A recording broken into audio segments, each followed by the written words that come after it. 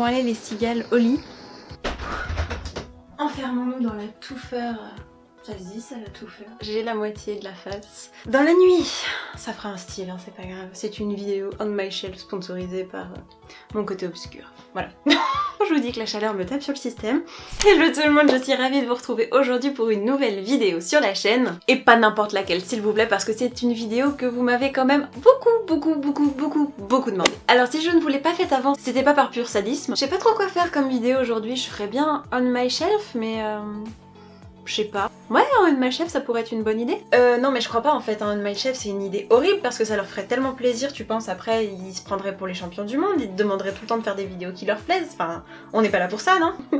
Vous imaginez une booktubeuse comme ça? Plus sérieusement, comme c'est quand même une vidéo que vous m'avez énormément demandé, je m'exécute enfin avec très grand plaisir. Il y a quelques jours sur Instagram, je vous ai donc demandé 2 chiffres qui correspondent pour l'un au numéro de l'étagère et pour l'autre au numéro du livre qui s'y trouve. D'ailleurs j'en profite pour faire une minute promo. Si vous me suivez pas sur Instagram, je vous conseille fortement de nous rejoindre, j'y suis quand même plutôt active. Allez, et comme je suis une fille généreuse, en plus je vous mets le lien dans la barre d'infos, vous n'aurez plus qu'à cliquer. Ok, donc pour mener à bien cette vidéo, je vais me munir de vos réponses qui sont toutes consignées sur mon téléphone et on va y aller. Oui, j'adore ma coque et oui, j'ai l'air débile quand je téléphone dans la rue, mais j'assume. Donc, on va commencer avec Choki Croc qui nous donne le 22 et le 6. En 6ème position de ma 22e étagère, on trouve Un doux pardon de Laurie Nelson Speedman, publié aux éditions du Cherche Midi. Ce livre est une petite romance contemporaine et je crois que le point de départ de l'histoire, c'est aux États-Unis la nouvelle mode de s'envoyer des lettres de pardon avec 2 cailloux à l'intérieur. C'est-à-dire que vous écrivez une lettre à quelqu'un que vous avez blessé, vous glissez 2 pierres à l'intérieur et si elle vous en réexpédie une en retour, ça veut dire qu'elle vous accorde son pardon, qu'elle accepte vos excuses. Je serais bien en peine de vous en dire davantage parce que je l'ai lu il y a quand même quelques années, je sais que j'avais bien apprécié, que c'était une bonne romance très mignonne, sans plus, qui raconte encore l'histoire d'une trentenaire qui a tout pour elle et qui, sur un simple événement, va hop, tout remettre en cause et va opérer dans sa vie un changement à 160 degrés. À titre de comparaison de la même autrice, j'avais bien plus apprécié Demain est un autre jour. Ouais, c'était la petite info bonus comme ça, cadeau. Pour le 2e livre, Marimoun Liloula nous donne le numéro 3 et le 21. Je suis donc allée pêcher 2 sorcières pour un garçon de Sarah Mlinowski est publié chez Albin Michel dans leur collection Wiz. Inutile de vous dire que c'est un roman jeunesse destiné plutôt aux jeunes filles et je ne pourrais pas vous en dire grand chose parce que je ne l'ai toujours pas lu. Ça fait un peu méchant Dobby. Plus sérieusement, c'est le 4e tome d'une saga que j'avais commencé quand j'étais gamine, dont le premier tome s'appelait Sortilège et sac à main, et qui raconte l'histoire d'une jeune fille qui vit seule avec sa mère et sa petite sœur, mère qui est une sorcière qui ne leur a jamais rien dit. Alors quand sa petite sœur Miri va développer des pouvoirs, notre héroïne va clairement se demander pourquoi ce super héritage familial lui est passé au travers. Quand j'étais gamine, j'avais donc lu les 2 premiers tomes en boucle, tellement j'adorais cette histoire, et malheureusement j'ai jamais su qu'il y avait eu une suite, mes parents me l'ont jamais offert, et c'est quand je me suis inscrite sur Livre Addict et que j'ai renseigné toute ma bibliothèque que la gentille machine m'a annoncé qu'il y avait eu 2 tomes suivants. Je les ai achetés pour une bouchée de pain d'occasion et du coup ils attendent toujours. Pas la rallonge, tout ça, enfin je vous explique plus à force, vous me connaissez. Ok, on enchaîne avec les numéros de Mon placard sous l'escalier qui me donne le 8 et le 12. Là pour le coup on a tapé dans mes étagères à manga et j'en ai sorti le premier tome de Dead Tube avec au scénario Mikoto Yamaguchi et au dessin Tuta Kitakawa et Tutatitu, je ne sais plus, Kitakawa et et Tuta Kitakawa au dessin. Dans cette histoire, on va suivre un jeune adolescent passionné de vidéo qui passe son temps un appareil photo à la main et un beau jour, une camarade de son école va le recruter pour qu'il la filme toute une journée durant dans son quotidien. Tout d'abord tenté de dire non, il va finalement accepter et c'est là qu'il va plonger dans une journée cauchemardesque puisque même si la journée a commencé de manière relativement sereine, normale, et ben ça va se finir quand la jeune fille va assassiner un homme de sang-froid. Grosse ambiance. J'avais beaucoup aimé ce manga, bon même si le côté fille à grosse poitrine m'a un peu gonflé, c'est vraiment une histoire très intéressante sur le côté voyeuriste de notre société moderne et j'avais trouvé ça assez paradoxal et rigolo en fait que ce soit ce type de message qui soit véhiculé dans un manga aussi violent. En gros, utiliser les moyens qu'on dénonce pour illustrer son propos, je trouve ça assez fort de café. Quoi qu'il en soit, je n'ai toujours pas le tome 2 en ma possession mais j'ai bien l'intention de continuer cette série. Âme sensible s'abstenir mais pour le reste, si ça vous tente, je vous le conseille. entre les romans que je lisais gamine et les mangas sanglants, on fait quand même le grand écart. Alors, on poursuit avec Léa Uri qui me propose le 5 et le 16. 1, 2, 3, 4, 5... Ah mais il y a encore l'étiquette du prix dessus, franchement... Bon tant pis, vous m'en voudrez pas.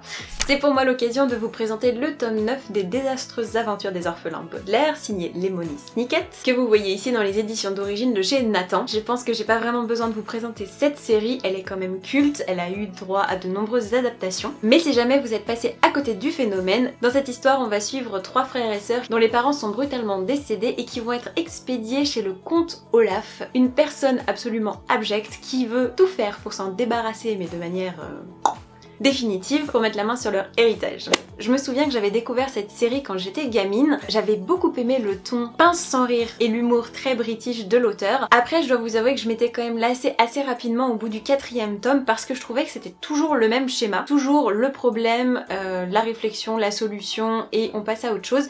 Et ce qui m'énervait je crois le plus dans cette série, c'est que les adultes mais sont d'une incompétence folle. Ces 3 pauvres bougres, ils vont toujours essayer de se tourner vers une figure adulte pour leur venir en aide.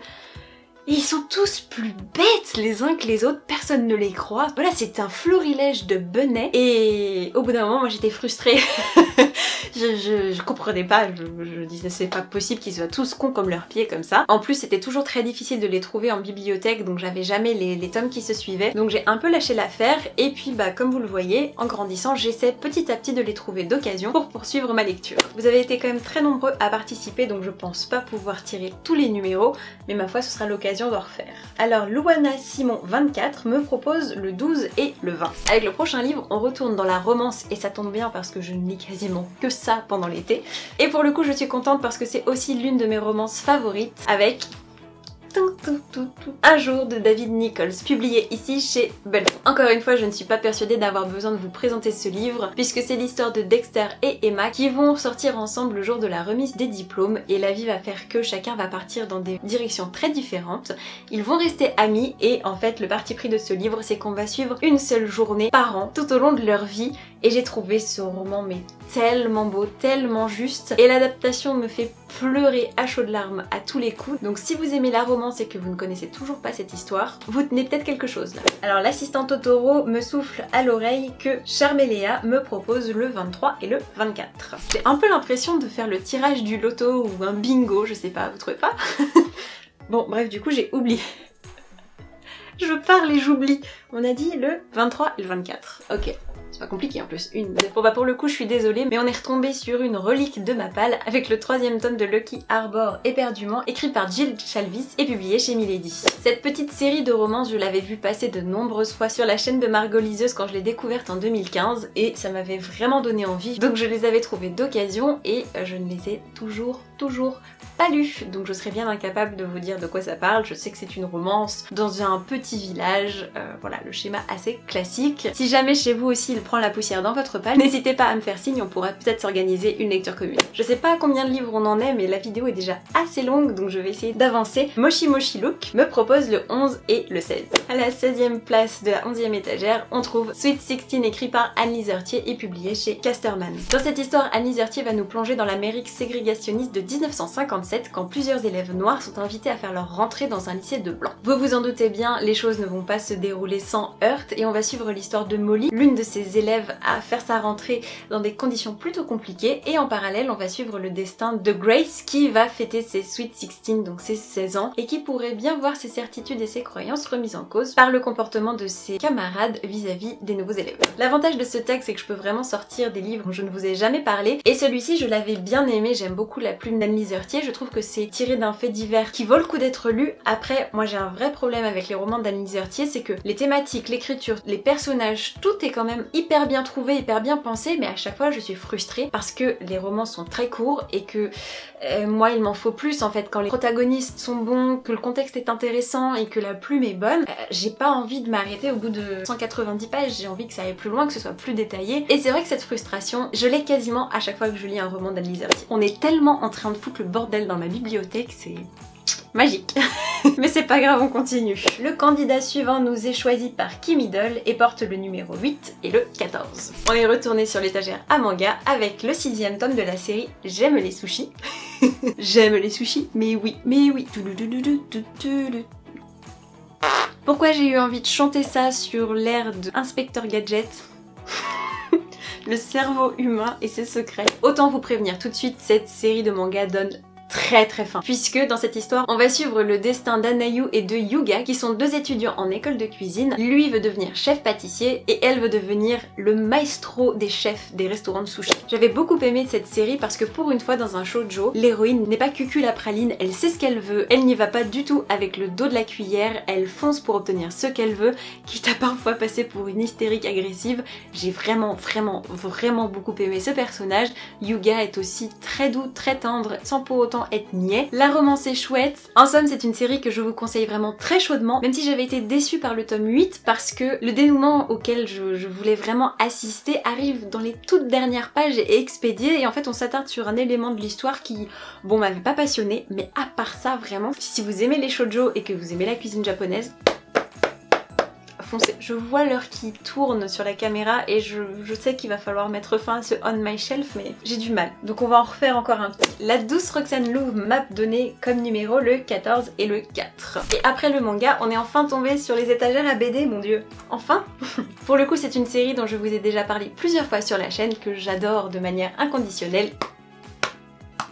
Bah oui, c'est le 4e tome des Carnets de Cerise, donc la déesse sans visage, qui est l'un de mes tomes favoris parce que cette série se bonifie au fil des tomes. C'est bien simple, à partir du tome 2, j'ai commencé à pleurer systématiquement et à partir du tome 3, j'étais en PLS à la fin de chaque histoire. Voilà. Vous entendez ce bruit? C'est ma dignité qui part par la fenêtre. Quoi qu'il en soit, vous savez à quel point j'aime le travail de Joris Chamblin et d'Aurélie Néret et à quel point je vous recommande très chaudement cette série de BD. Oh, c'est tellement beau. Et celui-ci sort un petit peu du lot dans la série parce qu'on va quitter le village de Cerise, on va aller se perdre comme ça sur les côtes sauvages dans un manoir mystérieux avec plein de pièces et dans lequel on va trouver un tableau dont il manque le visage. Voilà, c'est... Rien que d'en parler, j'ai envie de m'y replonger, peut-être la première. Bon, je sais que ça fait 20 minutes que je dis ça, mais il va vraiment falloir que ce soit le dernier. Donc on va faire au pif. Hop, je vais m'arrêter sur les numéros donnés par Octopus Can Fly, le 8 et le 22. Et pour ce dernier numéro, on tombe sur le 3e tome d'Isabella Bird, Femme Exploratrice, écrit par Taiga Sasa et publié aux éditions Kiyun. Bien évidemment, je ne vais pas vous spoiler la série, mais tout ce que vous avez besoin de savoir, c'est que c'est tiré des vrais carnets de voyage d'Isabella Bird, qui est une exploratrice londonienne qui a vraiment existé, qui est partie à la fin du 19e siècle en exploration dans les fins fonds des villages les plus reculés du Japon. Cette série est l'un de mes derniers coups de cœur, parce que ce récit historique et ces carnets de voyage sont palpitants, sont empreints d'une humanité, d'une justesse, d'une douceur. C'est remarquable, les traditions japonaises sont très bien expliquées, les paysages sont vraiment somptueux. Effectivement, le traitement des visages est parfois un petit peu inégal, mais dans l'ensemble, c'est vraiment une série que je vous recommande très chaudement pour les amateurs de Japon ou pas d'ailleurs. Vous allez apprendre une foule de choses. Alors non, il n'y a pas eu de tremblement de terre, mais l'enregistrement s'est arrêté. Et bon bah ma foi, c'est pas plus mal parce que je vous ai présenté 10 livres et qu'on va arrêter ici cette première session du On My Shelf. Donc si cette vidéo vous a plu, n'hésitez vraiment pas à me le faire savoir, comme ça on pourra organiser une deuxième session, que ce soit ici avec ces bibliothèques là ou celle sur Paris. Je vous assure, partout où je passe, il y a suffisamment de bouquins pour faire un On My Shelf de qualité. Quoi qu'il en soit, je suis ravie d'avoir passé un peu de temps avec vous, j'espère vraiment que la vidéo vous a plu. Et maintenant, à vous de me dire quel est le plus vieux livre qui se trouve dans votre bibliothèque. Je vous laisse fouiller sur vos étagères pour me répondre. En attendant, moi je vous souhaite de merveilleuses rencontres de papier et je vous dis à très bientôt pour la prochaine vidéo. Ciao ciao.